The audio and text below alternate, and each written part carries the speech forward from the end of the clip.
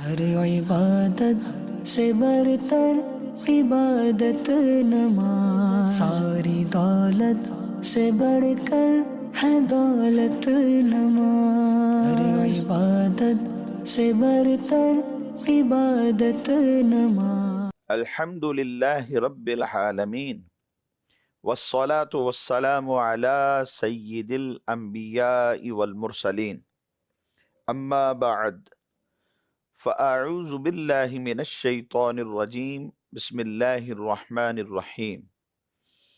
الصلاة والسلام علیک یا رسول اللہ وعلی آلک واصحابک یا حبیب اللہ۔ الصلاة والسلام علیک یا نبی اللہ وعلی آلک واصحابک یا نور اللہ۔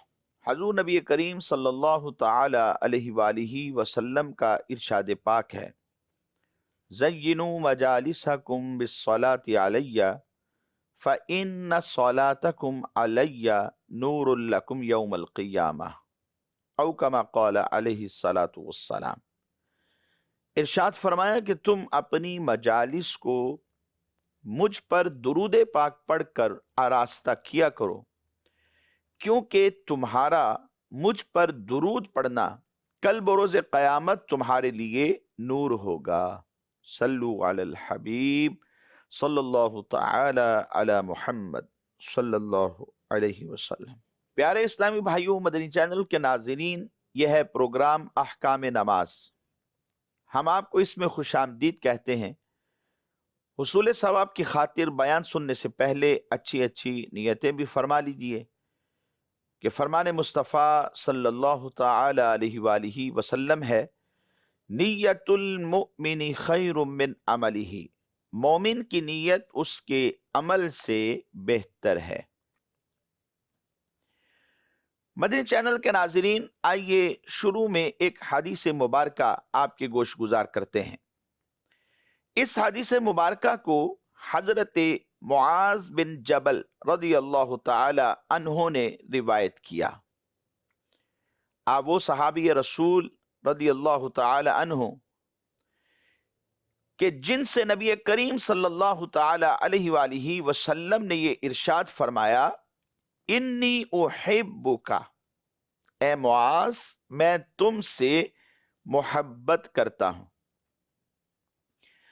آپ فرماتے ہیں کہ ایک موقع پر سرکار دو عالم صلی اللہ تعالی علیہ وآلہ وسلم نے مجھے 10 وصیتیں فرمائیں، اور ارشاد فرماتے ہیں کہ وہ جو 10 وصیتیں نبی کریم صلی اللہ تعالی علیہ وآلہ وسلم نے اس موقع پر مجھے ارشاد فرمائی تھی، ان میں سے جو پہلی ہے، فرمایا لا تشرک باللہ شیئا وَإِن قُتِلْتَ وَحُرِّقْتَ۔ آپ نے وصیت کرتے ہوئے یہ بات ارشاد فرمائی کہ اللہ تبارک و تعالی کے ساتھ کسی کو بھی شریک مت ٹھہرانا، کیونکہ اللہ تبارک و تعالی تو وحدہ لا شریک ہے۔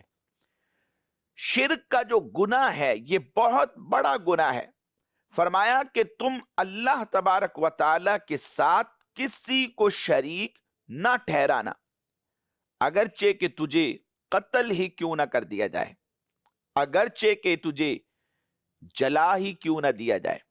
وَإِن قُتِلْتَ وَحُرِّقْتَ، یعنی جل جانا قبول کر لینا اور ہلاک ہو جانا یا قتل کیا جانا قبول کر لینا، یہ عزیمت برداشت کر لینا، لیکن اللہ تبارک و تعالی کے ساتھ کسی کو شریک نہ ٹھہرانا۔ اور دوسری بات فرمایا وَلَا تَعُقَّنَّ وَالِدَيْكَ وَإِنْ أَمَرَاكَ أَن تَخْرُجَ مِنْ أَهْلِكَ وَمَالِكَ، والدین کی جو نافرمانی ہے وہ نہ کرنا، خواہ تمہیں حکم دیں کہ تو اپنے اہل و عیال کے ساتھ ان سے الگ ہو جا، وہ حکم دے دیں کہ یہاں سے چلا جا، اپنا ساز و سامان لے جا، اپنے اہل و عیال لے جا۔ اب ایسے وقت میں انسان کہاں جائے؟ اگر اسے گھر سے ہی نکال دیا جائے اور پھر وسائل و اسباب بھی نہ ہوں تو انتہائی پریشانی کی بات ہے۔ اور اس وقت کے جب اس کے نظروں کے سامنے اسے اور اس کے ساز و سامان کو، اس کے اہل و عیال کو گھر سے نکالا جا رہا ہے تو بندہ برداشت نہیں کرتا. تو کہا ایسے وقت میں بھی اپنی زبان کو لگام دینا. لا تعقن، اپنے والدین کی نافرمانی نہ کرنا. وَإِنْ أَمَرَاكَ أَن تَخْرُجَ مِنْ أَهْلِكَ وَمَالِكَ، خواہ وہ تمہیں حکم دے کہ تو اپنے اہل و عیال کے ساتھ ان سے جدا ہو جا. اور تیسری وصیت، نبی اکرم صلی اللہ تعالی علیہ وآلہ وسلم نے فرمایا وَلَا تَتْرُكَنَّ صَلَاةً مَكْتُوبَةً مُتَعَمِّدًا فَإِنَّ مَنْ تَرَكَ صَلَاةً مَكْتُوبَةً مُتَعَمِّدًا فَقَدْ بَرِئَتْ مِنْهُ ذِمَّةُ اللَّهِ. فرمایا فرض نماز قصداً ترک نہ کرنا، جان بوجھ کر. جو فرض نماز فجر، ظہر، عصر، مغرب، عشاء، یہ تمام مسلمانوں کے اوپر یہ نمازیں 5 ایک دن کے اندر فرض ہیں. فرمایا فرض نماز جان بوجھ کر قصداً ترک نہ کرنا. اور اس کی وجہ ارشاد فرمائی کیونکہ جس نے بھی عمدن فرض نماز کو ترک کر دیا فَإِنَّ مَن تَرَكَ صَلَاةً مَكْتُوبَةً مُتَعَمِّدًا فَقَدْ بَرِئَتْ مِنْهُ ذِمَّةُ اللَّهِ، تو اس سے اللہ تبارک و تعالیٰ کی جو امان ہے وہ ختم ہو گئی. تو ایسا ہرگز بھی مت کرنا. یعنی اپنی نمازوں کی حفاظت کا حکم دیا. وہ 5 نمازوں میں سے کوئی بھی نماز ہو، نماز کو پابندی وقت کے ساتھ ادا کرنا ایک مسلمان پر ضروری ہے. تو نمازوں کی حفاظت کی جائے، اس کا درس نبی کریم صلی اللہ تعالی علیہ وآلہ وسلم نے اپنے صحابہ کو دیا اور صحابہ کے ذریعے سے وہ درس ہم تک پہنچا. طبرانی اوسط میں ایک حدیث مبارک ہے، انس بن مالک رضی اللہ تعالیٰ عنہ اس حدیث کو روایت کرتے ہیں. نبی پاک صلی اللہ علیہ وسلم نے فرمایا سب سے پہلے قیامت کے دن بندے سے نماز کا حساب لیا جائے گا. اگر یہ درست ہوئی تو باقی اعمال بھی ٹھیک رہیں گے، اور اگر یہ بگڑ گئی تو سبھی بگڑے ہوں گے. اور ایک روایت میں فرمایا کہ وہ بندہ خائب و خاسر ہو جائے گا، وہ ناکام نامراد ہو جائے گا. اور ام المؤمنین حضرت عائشہ صدیقہ طیبہ طاہرہ عابدہ زاہدہ رضی اللہ تعالی عنہا آپ فرماتی ہیں کہ سرکار دو عالم صلی اللہ علیہ وسلم نے ارشاد فرمایا کہ اللہ تبارک و تعالی فرماتا ہے اگر وقت میں نماز بندہ قائم رکھے تو میرے بندے کا میرے ذمہ کرم پر عہد ہو جاتا ہے کہ میں اس کو عذاب نہ دوں اور بے حساب ہی اسے جنت میں داخل کر دوں. یعنی نماز کو پابندی وقت کے ساتھ قائم کرنے والا جو شخص ہے وہ اللہ کے ذمہ کرم پر چلا جاتا ہے اور پھر رب تبارک و تعالی اسے عذاب سے مامون فرماتا ہے، محفوظ فرماتا ہے، اور بے حساب اپنے فضل و رحمت کا صدقہ اللہ کریم اسے یہ جزا عطا فرمائے گا کہ جنت عطا فرما دے گا. اور چوتھی بات وَلَا تَشْرَبَنَّ خَمْرًا فَإِنَّهُ رَأْسُ كُلِّ فَاحِشَةٍ، فرمایا شراب نہ پینا کیونکہ ہر بے حیائی کی جو بنیاد ہے وہ یہ گناہ ہے. شراب، انسان جب یہ شراب پی لیتا ہے پرواہ نہیں رہتی، نہ چھوٹے کی نہ بڑے کی کوئی تمیز ہے، نہ کوئی پڑوس کی تمیز ہے، نہ کسی عورت کی تمیز ہے، نہ اسے یہ پتا ہے کہ سامنے میری ماں ہے، بہن ہے، بیٹی ہے، بہو ہے، کون ہے. تو یہ تمیزیں سب ختم کر بیٹھتا ہے، حواس ختم ہو جاتے ہیں اور پھر گناہ پر گناہ کرنے لگتا ہے. تو فرمایا یہ ہر بے حیائی کی بنیاد ہے. اور پانچویں بات فرمایا وَإِيَّاكَ وَالْمَعْصِيَةِ فَإِنَّ بِالْمَعْصِيَةِ حَلَّ سَخَطُ اللَّهِ عَزَّ وَجَلَّ. ارشاد فرمایا کہ معصیت سے، گناہ سے بچتے رہنا. یعنی جان بوجھ کر کوئی بندہ اگر نماز کو ترک کر دیتا ہے تو یہ گناہ ہے. اس معصیت سے بچنے کا گویا کہ رب کے محبوب نے ہمیں حکم دیا ہے. اور فرمایا کیوں بچنا؟ اس لیے کہ معصیت اللہ تبارک و تعالی کی ناراضگی کا سبب ہوتی ہے. اس لیے ہمیں گناہوں سے بچ جانا چاہیے، کیونکہ ہمارا جو مین مقصد ہے وہ اللہ کو راضی کرنا ہے، اور رب کی رضا کے لیے ہمیں گناہوں سے بچنا ہے۔ اور چھٹی بات فرمایا کہ وَإِيَّاكَ وَالْفِرَارَ مِنَ الزَّحْفِ وَإِنْ هَلَكَ النَّاسِ، میدان جہاد جہاں مسلمان کفار کے مقابلے میں لڑ رہے ہیں، اس میدان جہاد سے فرار نہ ہونا، خواہ لوگ ہلاک ہو جائیں تو وہاں ڈٹا رہنا۔ اور ساتویں بات وَإِذَا أَصَابَ النَّاسِ مُوتًا وَأَنْتَ فِيهِمْ فَاسْبُتْ، جب لوگ طاعون کی وجہ سے موت کا شکار ہو جائیں اور تم ان کے اندر موجود ہو، وَأَنْتَ فِيهِمْ، فرمایا پھر وہیں پر ٹھہرے رہنا، وہیں پر رکے رہنا، وہاں سے بھاگنا نہ، وہاں سے دوڑنا نہ۔ اور آٹھویں بات وَأَنفِقْ عَلَىٰ إِيَالِكَ مِن طَوْلِكَ، اپنی استطاعت کے مطابق جو رب کریم نے تمہیں عطا فرمائی ہے، اپنے مال میں سے اپنی اولاد پر خرچ کرنا، حلال کمائے، اپنی اولاد کو کھلائے، اور حرام کے گناہ سے اپنی ذات کو بچائے۔ اور نویں بات فرمایا وَلَا تَرْفَعْ عَنْهُمْ عَصَاكَ أَدَبًا، ادب سکھانے کی خاطر اپنی اولاد سے سمجھوتا نہ کر۔ اور 10ویں بات فرمایا وَأَخِفْهُمْ فِي اللَّهِ، اور اللہ کے بارے میں انہیں ڈراتے رہو، یعنی اولاد کے دل میں، خود اپنے دل میں تو انسان کے خوف خدا ہونا ہی چاہیے، لیکن اس کے ساتھ ساتھ اولاد کے دل میں بھی خوف خدا کو پیدا کیا جائے۔ گویا فرما دیا کہ اپنی اولاد کو کچھ دو یا نہ دو، لیکن ان کے دل کے اندر تقوی اور پرہیزگاری کو ضرور پیدا کرنا، اور یہ تقوی، یہ پرہیزگاری خوف خدا سے پیدا ہوتا ہے۔ اس لیے مدنی چینل کے ناظرین، یہ 10 باتیں وصیت ہیں نبی کریم صلی اللہ تعالی علیہ وآلہ وسلم کی طرف سے، صحابہ کے ذریعے سے ہمیں پہنچی۔ ہم پر بھی لازم ہے کہ ان 10 باتوں پر عمل کریں تاکہ دنیا سنور جائے اور آخرت بھی ہماری کامیاب ہو جائے۔ اور یہی مقصد ہے دنیا میں آنے کا، کہ ہم اللہ تبارک و تعالیٰ کو راضی کر لیں۔ اور یہ وہ باتیں ہیں جن کے ذریعے ہم اللہ تبارک و تعالیٰ اور اس کے پیارے محبوب صلی اللہ علیہ وسلم کو راضی کر لیں گے، اور جب یہ راضی ہو گئے دنیا کامیاب ہے اور آخرت میں بھی سرخروئی ملے گی۔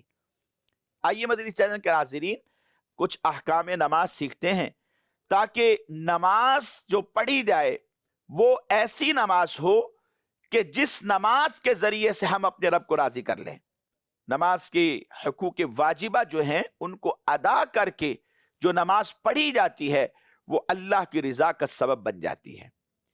گزشتہ سلسلے میں ہم نے فرائض نماز کے حوالے سے کچھ گفتگو کی تھی۔ 7 چیزیں نماز میں فرض ہیں: تکبیر تحریمہ، قیام، قرات، رکوع، سجود، قعدہ اخیرہ اور خروج بسنعہ۔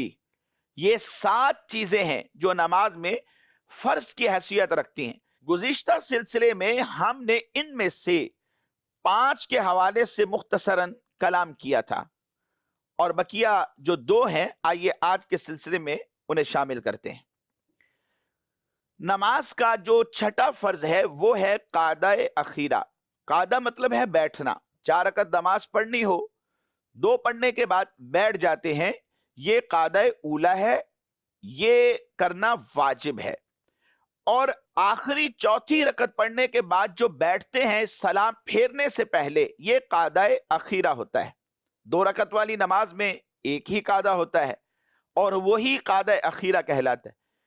3 رکعت والی نماز جیسے مغرب کی نماز ہے یا وتر ہے، ان میں 2 رکعت کے بعد قعدہ اولا ہے، پھر آخر میں ایک اور پڑھنے کے بعد یعنی 3 رکعتیں مکمل کرنے کے بعد قعدہ اخیرہ ہوتا ہے۔ یہ جو قعدہ اخیرہ ہے یہ فرض ہے۔ نماز کی رکعتیں پوری کرنے کے بعد اتنی دیر تک بیٹھنا کہ پوری التحیات یعنی ورسولہ تک پڑھ لی جائے، یہ فرض ہے۔ آئیے ضمناً قعدہ کی سنتیں بھی آپ سماعت کر لیجئے۔ مرد کا دوسری رکعت کے سجدوں سے فارغ ہو کر بایاں پاؤں بچھا لینا، دونوں سرین اس پر رکھ لینا اور پھر بیٹھ جانا، اور سیدھا قدم کھڑا کر لینا۔ سیدھے پاؤں کی انگلیاں جو ہیں وہ مڑ کر قبلہ کی رخ ہو جانا، یہ قعدہ کی سنتوں میں سے ہے۔ सीधा हाथ सीधी रान पर रखना, उल्टा हाथ उल्टी रान पर रखना, यह भी सुन्नतों में से है। उंगलियां अपनी हालत पर यानी नॉर्मल छोड़ना, कि ना ज्यादा खुली हुई हो और ना बिल्कुल मिली हुई हो, उन्हें बिल्कुल नॉर्मल अपने रान के ऊपर नॉर्मल रख लेना। अत्तहियात में शहादत का कलिमा जब हम कहते हैं तो उस वक्त इशारा भी करना। इसका तरीकाकार ये होगा कि आखिरी उंगली, जिसको छुंगलिया कहा जाता है, ये और इसके साथ वाली को बंद कर लेना। अंगूठा और ये जो बीच वाली उंगली है, इनको साथ मिलाकर एक दायरा बना लेना, हल्का बना लेना।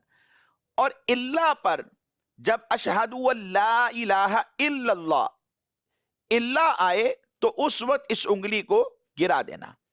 तो यह है उंगली के साथ इशारा करने का तरीकाकार। और जब यह इशारा किया जाए तो उंगली को हिलाना नहीं है, बार बार इसको हिलाना नहीं है, बल्कि इल्ला पर फौरन उंगलियां सीधी कर लेनी है। और इसका तरीकाकार मैं दोबारा दोहरा देता हूं, इस तरह कि आखिरी उंगली और साथ वाली उंगली को हथेली के साथ मिला देना, बड़ी उंगली और अंगूठा इन दोनों का दायरा बना लेना, और अशहदु अल्लाह पर इसको खड़ा करना, ला इलाहा इल्ला इल्ला पर नीचे गिराकर हाथ को दुरुस्त कर लेना। दूसरे कादे में भी इसी तरह बैठिए जिस तरह पहले में बैठे थे, और तशहुद भी पढ़ना है। तशहुद के बाद दुरूद शरीफ पढ़िए। दुरूद इब्राहिम यहां पर पढ़ना अफजल है। नवाफिल और सुन्नत गैर मुअक्कदा, असर और इशा की जो सुन्नत कबलिया होती हैं, असर की नमाज में पहली 4, इशा की नमाज में पहली 4, इनके कादे ऊला में भी तशहुद के बाद दुरूद शरीफ पढ़ना ये सुन्नत है। और फिर मजीद ये कि दुरूद शरीफ के बाद दुआ भी पढ़ी जाए। जो 7वां फर्ज है वो है खुरूज बिसुन्नही, यानी जो नमाज की बनावट थी उससे बाहर निकल जाना। कादा अखीरा के बाद सलामो कलाम वगैरह कोई ऐसा फेल जो नमाज के मनाफी हो, उसे कसदन करना ये खुरूज बिसुन्नही ही कहलाता है। मगर सलाम के अलावा कोई दूसरा मुनाफी नमाज फेल अगर कसदन पाया गया तो नमाज वाजिबुल इआदा होगी, और बिला कसद कोई मुनाफी चीज पाई गई तो नमाज बातिल हो जाएगी। कसदन किया तो नमाज हो गई, यानी फर्ज साकित हो गया, लेकिन नमाज वाजिबुल इआदा है क्योंकि वाजिब का तर्क किया।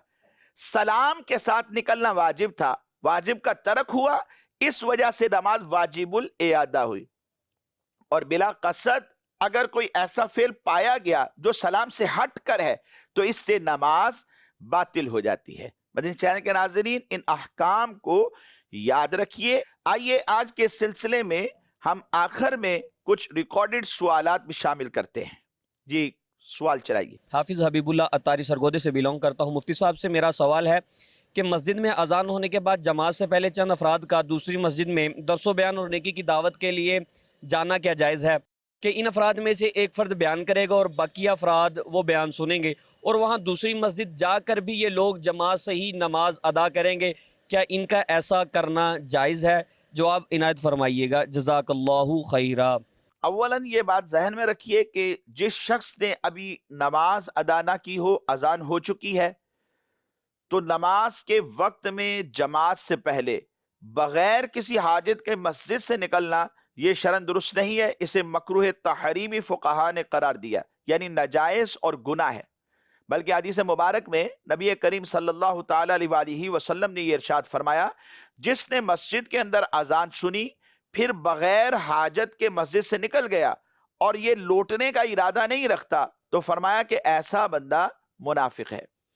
अलबत्ता ये बात जहन में रहे, अगर कोई शख्स अजान के बाद किसी काम के लिए निकलता है, आर्जी तौर पर निकला लेकिन किसी काम के लिए, और जमात से पहले इसका इरादा यह है कि मैं लौट आऊंगा, साथ ही किसी दुकान पर चला गया या किसी घर में काम पड़ गया वहां पर जरूरत के लिए चला गया, और इरादा यही है कि मैं जमात के टाइम पर वापस आ जाऊंगा, या ये बंदा दूसरी मस्जिद में इमाम है, अब दूसरी मस्जिद में नमाज पढ़ाने के लिए जाना है, या दूसरी मस्जिद के अंदर इसे अजान कहने के लिए जाना है, वहां ये मुअज्जिन है, या फिर वहां पर کوئی بہت بڑے عالم صاحب ہیں، ان کے استاد ہیں، وہ درس دیں گے اور یہ درس سننے کے لیے وہاں جانا چاہتے ہیں، یا دوسری مسجد کے اندر یہ خود بیان کرنے کے لیے جانا چاہتے ہیں یا سماعت کرنے کے لیے جانا چاہتے ہیں، تو پھر جماعت سے پہلے اگر نکلنا چاہیں تو نکل سکتے ہیں، اس میں حرج نہیں ہے، بشرطے کہ وہاں جا کر بھی یہ جماعت سے ہی نماز پڑھیں گے، کیونکہ وہاں جماعت مل جائے گی اور یہاں ان کو ضرورت بھی ہے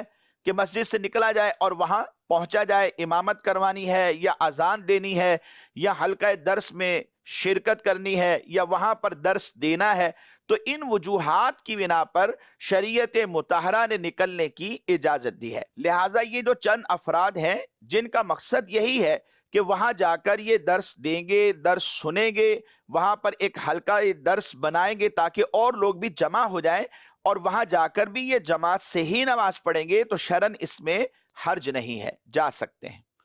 مزید سوال چلائیے۔ میرا نام محمد عامر اتاری فیصل آباد سے عرض کر رہا ہوں، مفتی صاحب سے سوال ہے کہ مسافر نے مقیم امام کے پیچھے نماز ادا کی، کسی وجہ سے وہ نماز واجب الاعادہ ہو گئی، تو اعادہ کرنے کی صورت میں مسافر 4 رکعتیں ادا کرے گا یا 2؟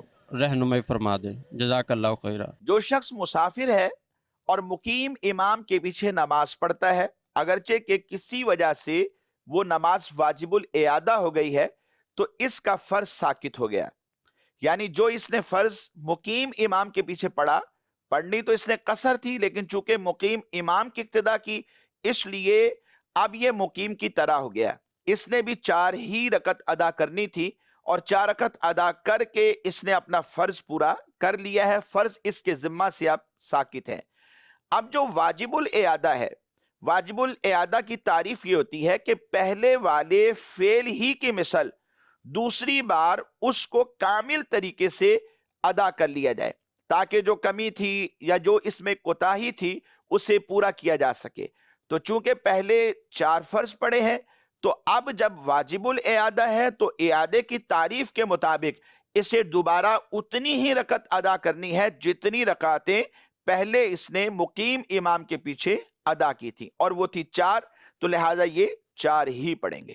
مدنی چینل کے ناظرین، ہمارے آج کے سلسلے کا وقت اختتام کو پہنچا، ہم آپ سے اجازت چاہتے ہیں اور دعا بھی کرتے ہیں اللہ تبارک و تعالی ہم سب کی حاضری کو اپنی بارگاہ میں قبول فرمائے، آمین بجاہ النبی الامین صلی اللہ تعالی علیہ وآلہ واصحابہ وبارک وسلم۔ ہر عبادت سے برتر عبادت نماز، ساری دولت سے بڑھ کر ہے دولت نماز، ہر عبادت سے برتر عبادت نماز۔